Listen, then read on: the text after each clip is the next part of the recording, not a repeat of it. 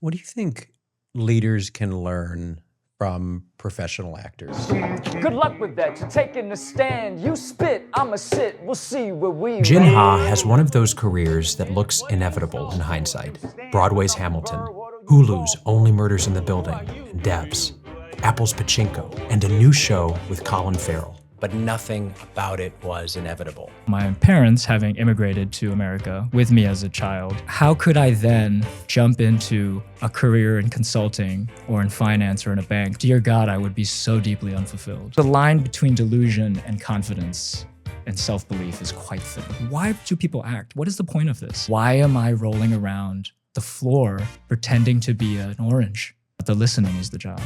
The being present is the job. The thing with breathwork as well for leaders is that...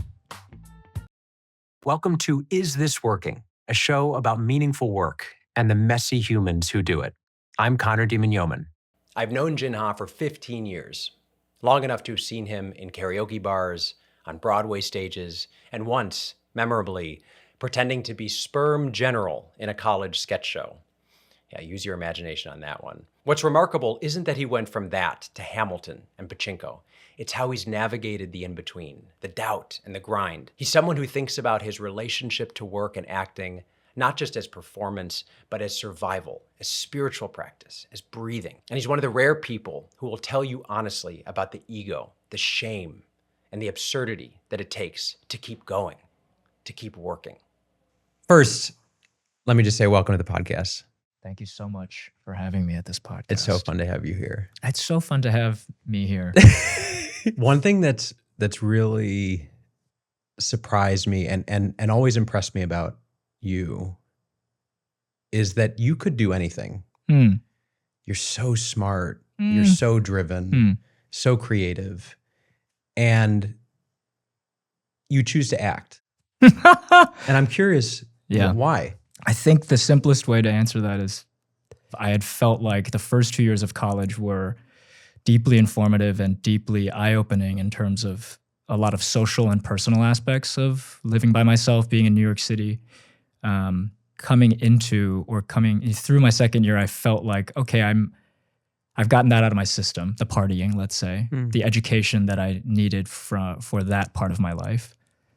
Let's hunker down and get back to academics, or why I'm in school. What am I actually pursuing here? At that point, I didn't know that I wanted to pursue acting. And it was during that year that teaching at a kindergarten in an English kindergarten in Korea and living by myself and cooking for myself, the question of capital W, why,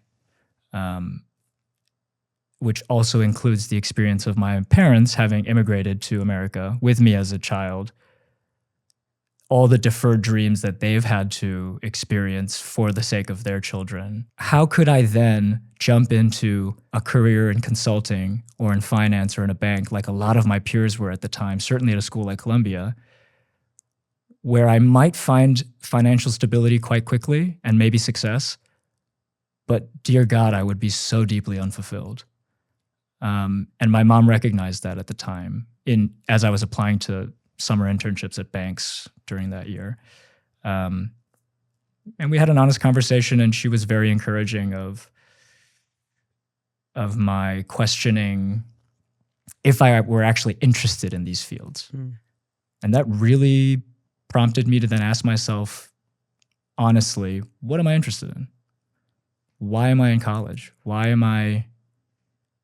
It doesn't even have to be a commitment for the rest of my life. It's just right now what interests me. And at that point, as I came back from my gap year, I was like, oh, I like acting. But yeah, at that point, I wasn't even sure that acting would be the way, but I felt like I know at least I enjoy it. And how lucky am I that I even have the opportunity to pursue that if I wanted to. I don't need a career of it even, but I get to take acting classes. Fuck, that's amazing. And it gives me joy. Okay, great. Most people don't have that opportunity. And then it was in my senior year that one of my professors introduced me to the concept of grad school for acting.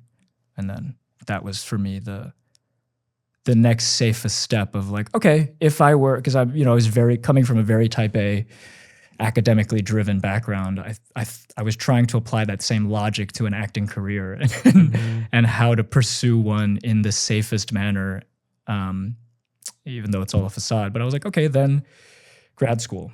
Let's see if I even get into one of the 4 top schools in this New England area.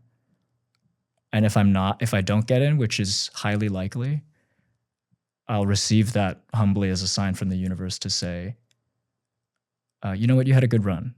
It was really fun and you enjoyed it. You're not bad, but try something else. And I had kept that mindset for like the first 3-ish years through grad school, and then even like after grad school for a little bit. I maintained that hypersensitive awareness of like, okay, I'm ready to like pull the parachute if I ever need to. Because the line between delusion and confidence and self-belief is quite thin. And you need so much of that in any profession, but certainly in pursuing acting. So many of my students, and I'm sure so many of the folks listening to this podcast, think so much about that capital W-Y, right? This idea of finding your bliss, your dharma, your calling. Do you think there is one thing that folks should be pursuing or try to pursuing? There's one true path, and life is this journey of uncovering it? Or is it more about kind of meandering through, finding the things that bring you joy and building on each previous experience? Oh boy, we're going big. Okay. Is it just a matter of following the joy and not asking too many questions? I'll work backwards. I think it has to be constantly asking questions. I think as I do myself, I mean, I have to, because in the nature of our job is I'm a gig worker, so I just go from job to job to job. But for the majority of the time, I'm unemployed and I'm always looking for my next job. And so it affords me a lot of time to ask questions in between.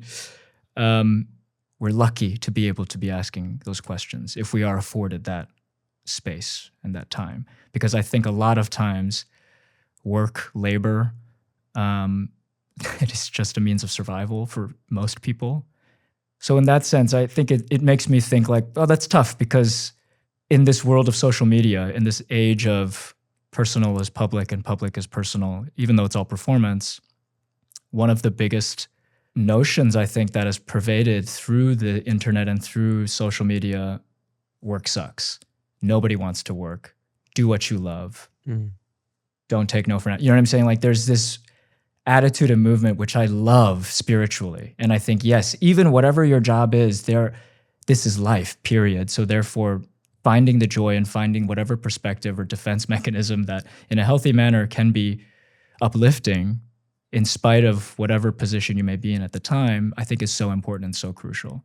As I got to grad school, as I was applying to grad school, in grad school certainly, that's when everything else around it in terms of the why started to solidify and flesh out.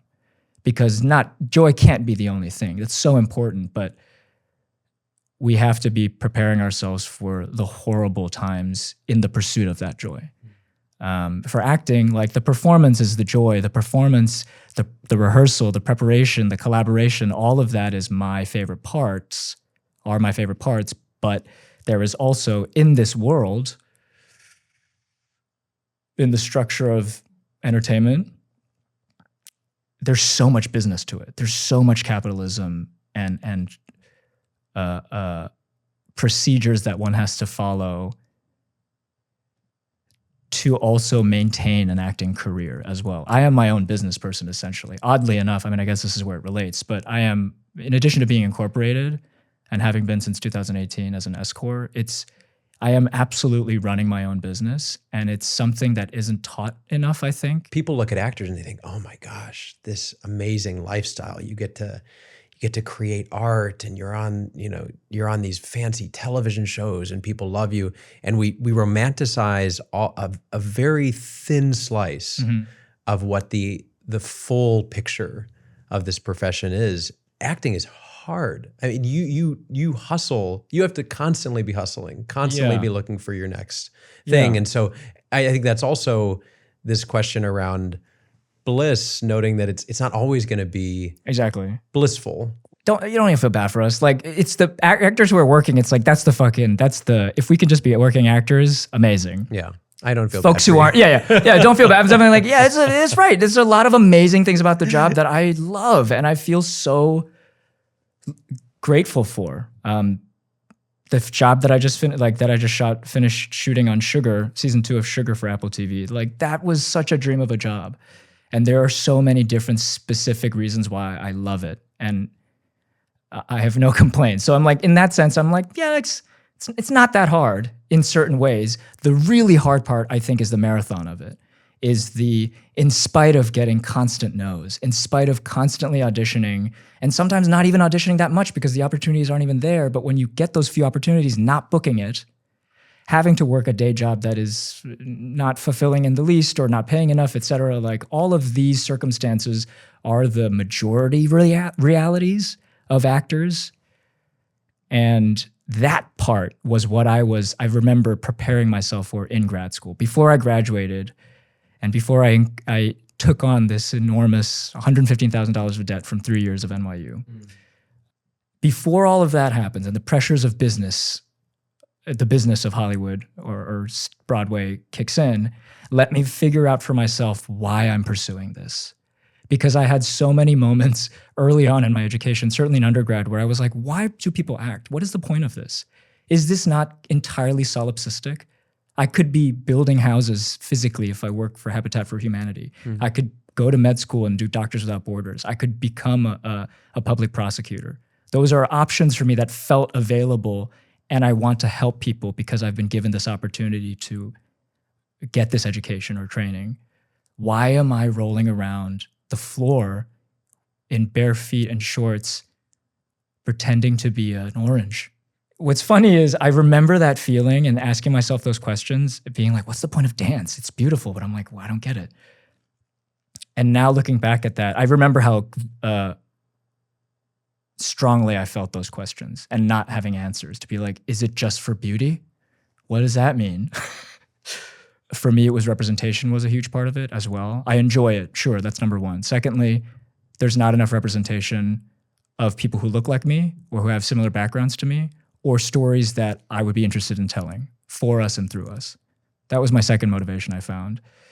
And then the third motivation, I think, was, I didn't number this, but it was me thinking about, like, I have to have my solid reasons for my worst days to hold on to, because otherwise I'm just going to give up.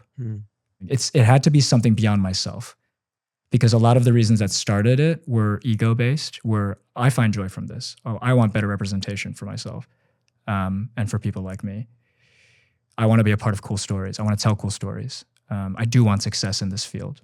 I want to work on cool things with cool people, et cetera, et cetera. But the thing I really needed to harness was a reason beyond myself. Please, I'm going to take this shirt off. Your joy. Wow. Are we at that part in the interview already? I didn't want to so much talking. Let's just dance. Let's just get down and act like oranges. Let's just dance. You want it, I want it. Let's get zesty. You be a lemon. Okay, so if I start to distill your process for finding your why, finding your purpose, and landing this incredibly aligned career, it sounds like it starts with doing things that you enjoy. But in addition to that, it sounds like there was a real cerebral interrogation of, why am I doing this? And pairing that with the joy. And then all of that is wrapped in a desire to do something greater than yourself. Yeah. Is there anything that's missing in thinking about that playbook for finding your why, finding your bliss? No, the only thing I'd add is to always check in with yourself too. Hold on tightly, let go lightly is a quote that Anne Bogart, the theater director, first shared with me, and I really held on to that, ironically. I held on to that tightly. But I find that served me in every aspect. We need that motivation of the why. What am I trying to serve? Is it because I want my employees to have healthcare available to them, unlike any other corporation of this size? Whatever the reasons may be. But then also recognize that it will constantly change, and we will constantly be needing to checking back in on and readdressing what we have decided on. Don't lose it. Don't let it go. But I mean, like, don't drop it. But at the same time, I think the stiffness, I think the unmoving quality is unhelpful to life. Yeah. And I do think we can be way too rigid in our pursuit of our calling, in that we are constantly in flux and we're constantly changing. And as is the world around us. And so many people, I think they might be in the middle of a career switch and looking back and regretting and saying, oh gosh, why did I waste 5, 10, 15 years doing this thing when now I found out what I want to do, without recognizing that maybe what you were doing before was the right thing for you, but you're a new person. Exactly. And so I appreciate that dynamism that you bring to it, that there's not necessarily going to be one right answer for the rest of your life. It is a lifelong pursuit. It's all information, the ups and downs, the lefts and rights, the squigglies. I've noticed in myself, especially as an actor, because our jobs and our careers are also rooted in ourselves, physically, literally.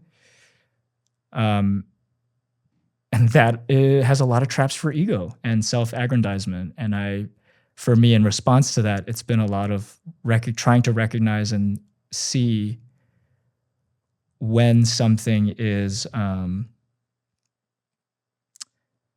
when there's an identity as a specific type of actor, or an actor at a certain place in their career or a certain expectation in their career that I'm holding on to as an identity, when in fact it may have already been passed. Or never even happened. And so when I'm able to detach from that feeling of like, no, but I'm this type of actor, or but like, no, but I did this previously, and so therefore I should be able to do this thing next. Those are all just lies, and it's all it's false hopes that are rooted, it's an expectation that's rooted in ego that for me is unhelpful to recognize, like, actually, this is where I'm at right now. And in fact, I'm quite grateful for whatever this is, even if I have not worked for months and I am running out of money and the show that I was on got canceled, so I don't have that job coming up. Oh God, what do I do? If I don't get another job in the next 2 months, I'm gonna have to move at the end of this lease because I can't afford this apartment. Terrifying. But became significantly less scary for me when I started to think about it in a slightly detached way of like, oh, maybe this is my path right now. Maybe this is my experience, to know what it is again, to be broke, or the fear of that, and recognize I've been quite comfortable for a little bit. What do you think leaders can learn from professional actors, and leaders in the broadest sense? Totally. Folks who are leading organizations or teams or movements. I love this question. I genuinely think that everybody should be required to take acting classes growing up, because I think regardless of whatever profession or anything you pursue, it can only be helpful in creating a more humane world. Or just a kinder place, because what is acting, especially when we're younger, what is acting but an exercise in study and humanity and in empathy? It's about becoming somebody else, which means trying to understand this other person outside of me as deeply and as best as I can. And then on top of the research and the work that you do to expand your own self and understanding to somebody else's, you then have to do that with your scene partner. If it's a scene, if it's not a monologue. Even if it is a monologue, you're relating to somebody. But when you're with a scene partner or scene partners, then it becomes the listening is the job. The being present is the job. I've prepared as much as I can. I've prepared everything that I can on my end. But once I show up on the day, I have to be present with you, and I have to listen if I actually want to be, for the sake of the acting exercise, like, do a good job, or find a really exciting pace or energy within the scene that hits the checkpoints that the writer has marked for us. Otherwise, what I think leaders could possibly take from actors, in addition to understanding other people's experiences, perhaps, is Just that. Breath work. I think there's so much overlooked in breath work. So anybody who's a leader who has to speak in front of people, not just politicians, it's business people. Like this is a skill that is worked on, but not effectively. We have speech and debate growing up, but I've watched clips of those, and it's its own different competition where there's like the fast speaking one, and there's also like the performance of it, but it's not necessarily because you're trying to make all the different points within a given time or something, but it's not actually convincing people. It's not actually relating to people. So getting really tactical. Please. What's one breath practice that folks should have on their radar? Something he would often say, our teacher Scott Miller, is, are you breathing? And it would become a joke amongst the classmates. No matter what we're doing, we're walking around, like any activity, we'll just pop in and be like, are you breathing? Mostly in times when we're not. Mostly in times when we're holding our breath because we're scared of something or something shocked us or we're nervous.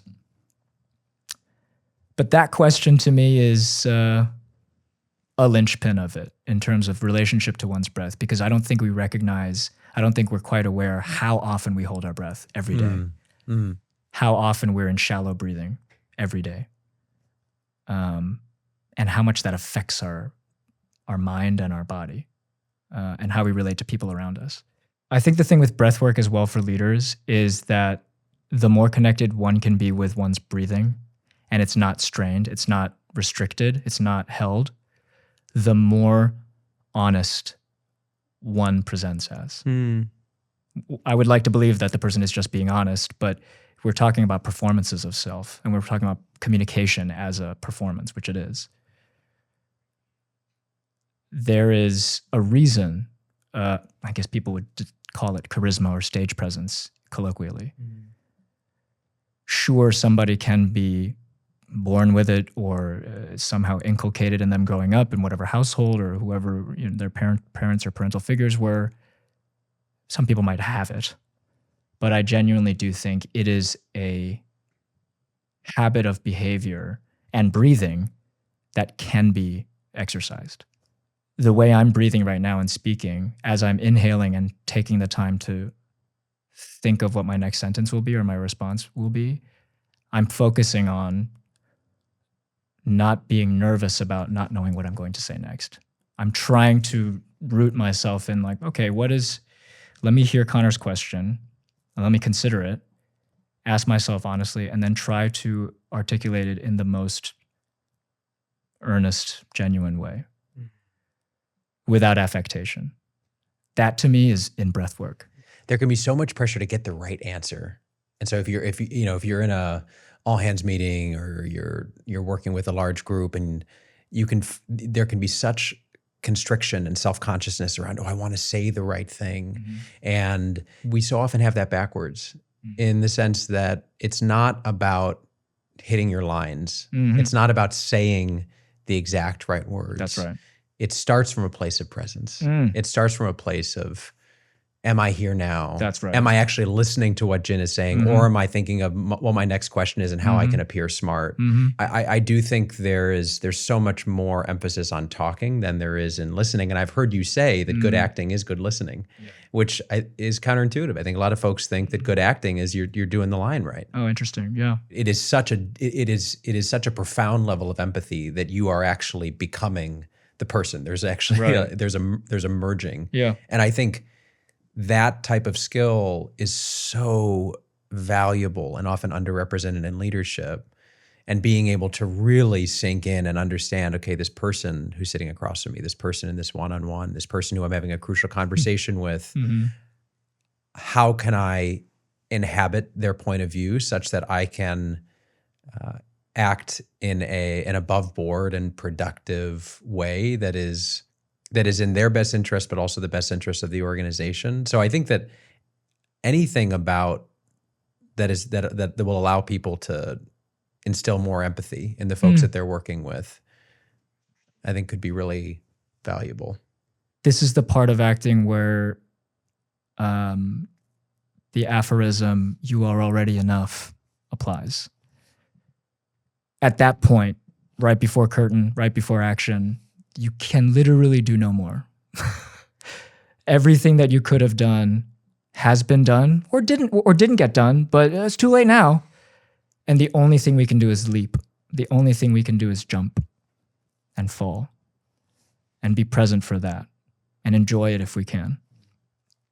But in addition to it, what's the sort of in the parentheses is because you are already enough. Specifically in terms of the acting, it would be like, right, whatever parts I haven't looked up or haven't dug into, it's already here because I'm alive and I'm experiencing, and the parts in which I relate to this character, or even don't, it doesn't matter because unconsciously I can't help but bring myself to it. Obviously in the physical ways, but I mean in terms of the emotional or the historical or mental ways that like I think to respond. That's the seasoning that we are all interested in. Mm. That's why every scene, like a lot of teachers use the same scenes over and over again for scene study, because it's almost not the point. It's to uncover who you are in this role. That's the most interesting, and I think is the best education, as opposed to like, you have to do it like this. That's not acting. It's not human. It's and that's not authentic leadership. It's not authentic leadership. Who are you in this role? How would you interpret this? This is why everybody has opinions on acting, regardless of whatever the hell they do, because people watch it. But we are experts in discerning subtext from people. It's a human skill that we have to varying degrees, but we all have it and we all trust it. You mentioned this term instant expert. Yep. Can you walk us through what that is? Yeah. It's actually not unrelated to what I was just talking about in terms of like everything that leads up to the moment you jump off and fly, or fall. And either way, it's information. There's another teacher that we had, Jim Calder, who is another incredible resource that we have at school. He's been teaching for, I don't know, like 250 years. He has so many different phrases and aphorisms and tiny little gems, but one of them was instant expert. And in terms of his class, it was just used as a catch-all phrase that meant like, if anybody were doubting themselves, or if anybody were like, okay, so you're a doctor and you're in love with this patient, you're going to play the patient, you're in love with her, you need to be able to go near her, but if you touch her, you will die. And your job as the patient is you need treatment from them, and you need them to physically like feel this part of your body because you need to be healed. Impossible circumstance, conflicting objectives. And then he says, go. And we're kind of like, and that's like any other class. He just gives us a scenario that's impossible, doesn't make sense. And he says, all right, go. And it's in those places of, what? I have to, and then he goes, just go. And within that, the phrase that he would constantly use was instant expert. Just, it doesn't matter. You know exactly what you're doing. And that prompted us to suddenly be like, yeah, I'm just moving I guess I've seen people do this for surgeries. I guess this is do you know what I mean? It's just the assumption of one's brilliance. It's the incredibly useful filter that we can use when the impossible has been presented to us. And yet we have to step through, which is almost always the case. You know, like we would also do a separate exercise one time where we pretended to be going into an audition. We stepped in, our teacher was behind the table, we did a monologue or something, and his exercise was, I'm going to give you a note that doesn't make sense. And your job is to like pretend this is a real audition and then take it. And it was like one day we did this, but it really stuck with me because that was such an important lesson in understanding, oh, right, there are impossible situations constantly being presented to us. For actors, it's whatever it may be, but like it might be notes that don't make sense. It might be, because the director doesn't quite know either. I mean, they might know what they don't want, but they're trying to figure it out with you. We're all here collaborating, trying to figure this out on the day. But they might often say something like, okay, can you do it like, just go slower because of the camera movement, but also like, but you know, be happy, like energetic. But because we have to catch you when we turn, like say it much slower. That's one tiny example, but I'm like, right, in that moment when there are 50 people around me waiting to go and they're like, okay, lights are ready, sets are ready, let's like rolling. And then I've just been given that note. My job is then to go breathe. Am I breathing, first of all? Okay, I am breathing. That note didn't make any fucking sense. I have my reasons for why I'm saying this line to this person. I will try to do that, but okay. And then it's like already by that point we're in it. And so in those moments, it's the instant expert to be like, yeah, I know what I'm doing.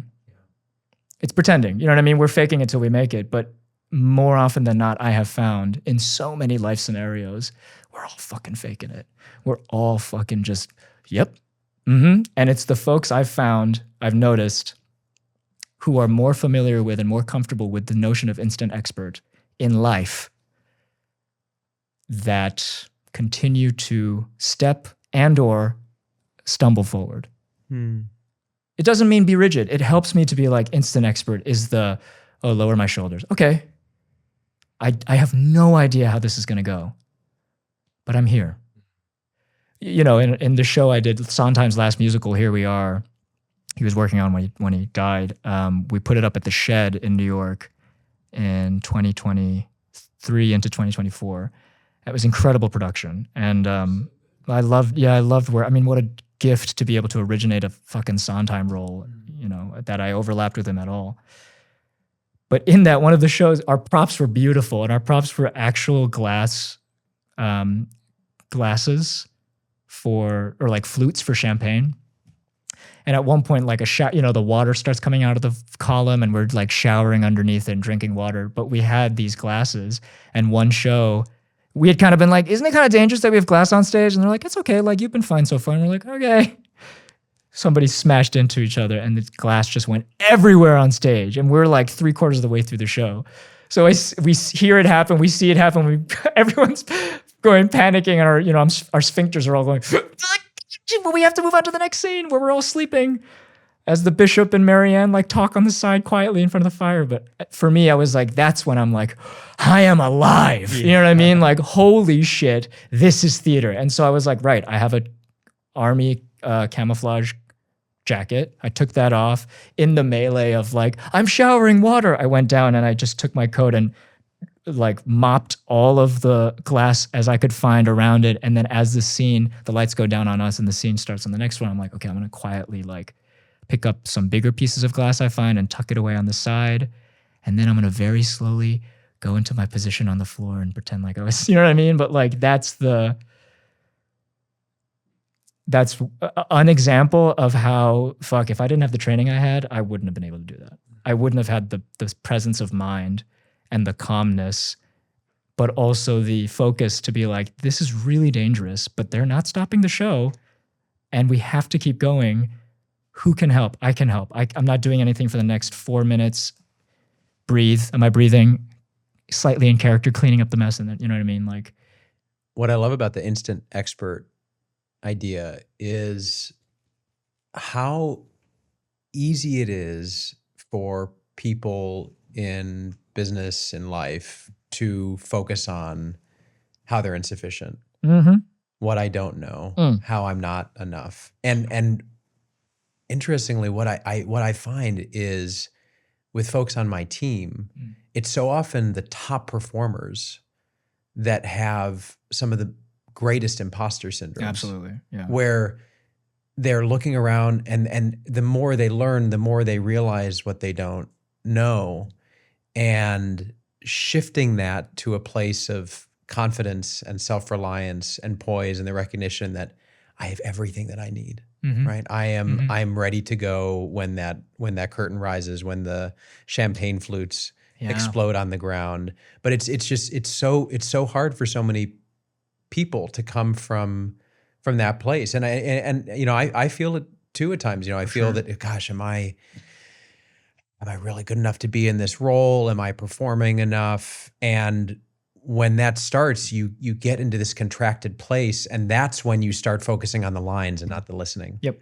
That's when you start pulling out of presence, when you stop breathing. The reason the person, let's say a team member of yours who works the hardest and has accomplished the most, or the productivity is the highest, or whatever the rubric is, that sense of inadequacy or that fear of failure is what has driven them to, I think, be that effective. It works. It absolutely works.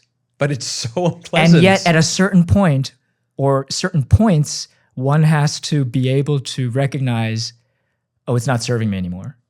So therefore, in a way, I'm like, I have ambition. I know that. I acknowledge it. I want those things up there, perhaps, or out there. But most of the time, because I'm trying to counteract the sense of shame and the sense of failure, or like, oh God, I'm not doing enough, or is this good enough? To combat that, most of my time is focused on a lack of ambition. Most of my time is, I try to ground myself in the now. Yes, I am in pursuit, but I don't need anything more than I have right now to feel fulfilled or happy or to feel successful in my own way. Yeah, it's like stress, right? We say, I don't want any stress. I just, keep your cortisol levels low. Totally. You need cortisol. Yeah. We have some cortisol right now. It's helping us have this conversation. Yeah. And yet I'm about to run out. I'm like going to fall over now. Yeah. Are you breathing? Oh no. Hearing you talk, it does feel like a big part of your acting is a bit of a spiritual exercise. Oh, for sure. You're talking about presence. You're talking about being in the now. I know you meditate so frequently on death. Yeah. How does spirituality, how does these reflections, how does that inform your work and your process? Is it all in service of that at the end? I don't find that many cultures, and certainly not American culture, fosters conversations and understandings, nuanced understandings of death and dying, even though it's so necessary and it's so ubiquitous and constant. The specter of death, the experience of death, the loss. We're not really given the tools to handle it in a healthy manner.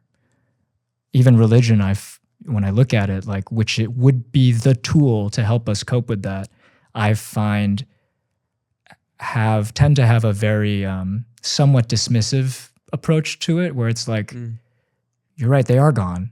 You're never going to see them again, except later, forever. If you're good. You know what I mean? It's all these like conditional afterlives where it's like, that's the best we came up with, to be like, I know it hurts, it sucks, but you'll see them again. And we're like, okay, but what about right now? How do I deal with the loss in the morning right now? On my way home today, there's nothing preventing me from getting into an auto accident. It happens constantly. We hear the numbers, but we're just desensitized to it because it's news for us. Or an earthquake hits or something. You know what I mean? Like all these different ways in which death is around us and constantly sold to us and fed to us, but not in a way where it's like, yeah, and how do we mourn? How do we live with that? Because the cognitive dissonance of it is fucking us up, I think, at large. We're feeling that a lot, I think, with ICE raids right now, with the separation of family, with the deportation of US citizens, as well as people who are in the process of seeking refuge or citizenship or permanent residency. The violence of it, the devastation of it, that is, how the fuck do we reconcile that on our news feed or in our communities? When I'm in LA, like with the, fuck, I gotta take my kids to work and I gotta go to Costco and get groceries and cook, lunch for them tomorrow or something. Like it's both. It's not that it's either or, it's that this is what it is.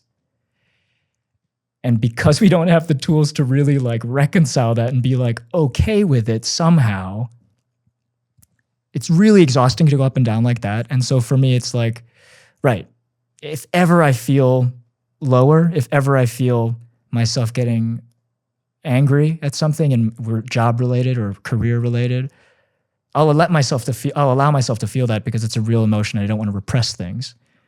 But I feel very comfortable not to linger on it and not to dwell on it and hold on to it, because it's so easy for me to remind myself how fucking lucky I am. Just where I was born, just when I was born, what family I was born in, like all of these circumstances that I don't have to think about. I wasn't born in, I was born in Korea not during a war, but like went to Hong Kong, came to America. I wasn't in a war-torn country, and I wasn't in a country where it was like feeling the physical effects of warfare. You mentioned this concept of SOTS. Yeah. Is it called? And I should have looked it up to verify. But I think you said this is the moment before the curtain rises. It was some like Scandinavian word that Anne Bogart had mentioned, cited, and I don't think it relates to theater, but I think she was using it in the context of theater, where she was saying that this moment, I think it's spelled S-A-T-Z, SOTS, or she pronounced it SOTS, right before we step out from the wings, or right before the curtain goes up, or right before action, where the same parts of our brain that ignite right before we think we're going to die also ignite on stage or on set. And she was referring to it in the sense of like, that moment is what I'm most interested in. I think about that a lot because I'm like, there's so many times in our life where those SOTS moments occur, and how do we respond to it? Do we show our true selves? Are we like, oh, I'm a coward? Or is it like, oh, wow, I really like, I'm okay. We handled it. Like I kept breathing and it worked out. You know what I mean? Like that's the SOTS for me was as soon as I saw and heard the glasses break and shatter on stage, I was like, oh, SOTS. Right before the moment of me deciding how am I going to respond. That moment was when I was earlier, I was like, I felt so alive. Yeah. I think that was like SOTS in my brain, of like my brain being like the brain scan would just be like lights. Right. Because everything's like, yes. Or you see a kid, like an infant, go through a tunnel for the first time and you're like, like that kind of sensation. I find interesting and exciting because like as animals, that was a normal part of our lives.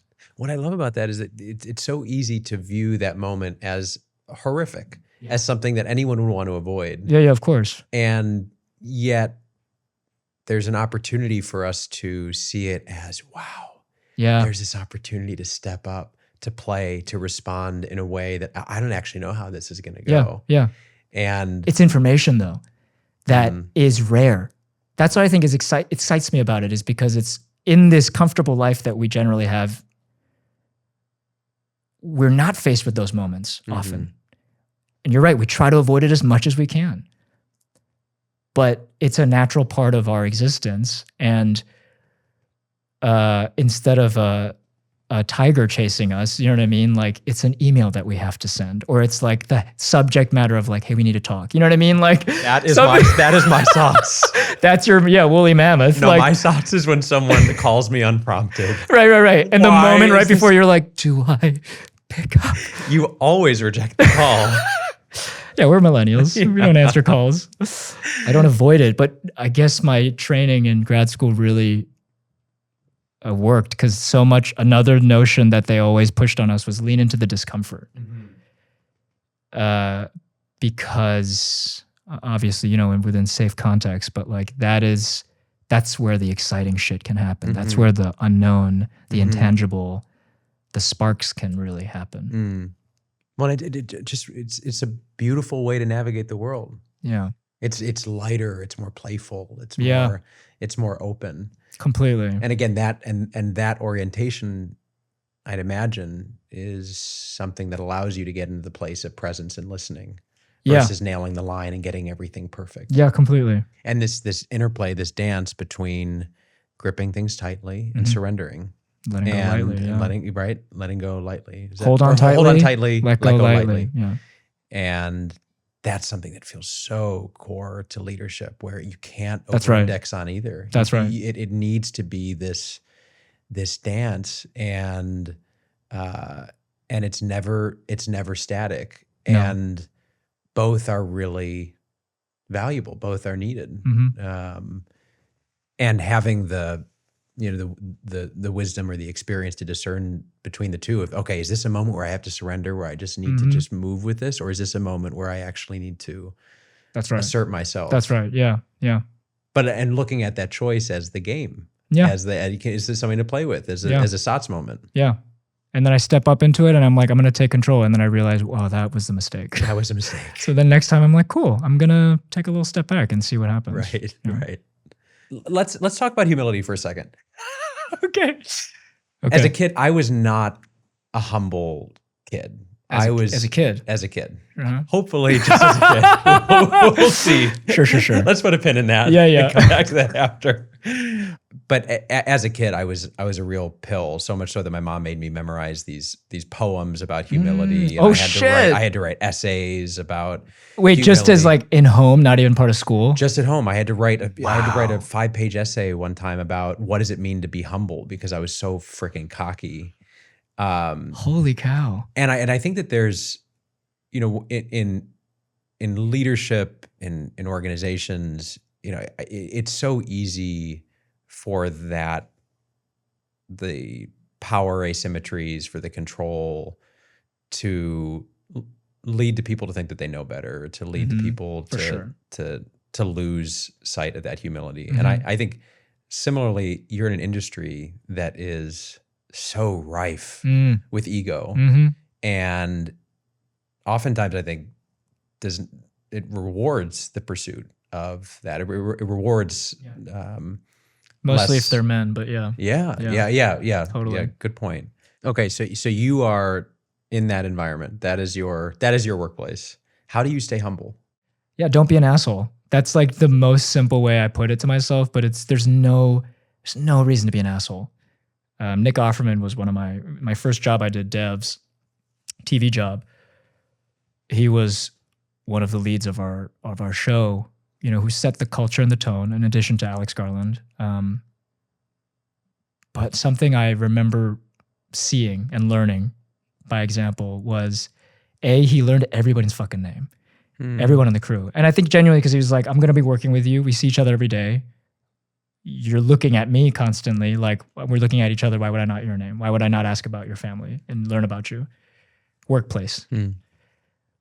And every Friday on some shows, they'll do a raffle where people can buy raffle tickets, and then like the cash pools, and then whoever gets the raffle number picked at the end of the Friday night, they'll take the cash home.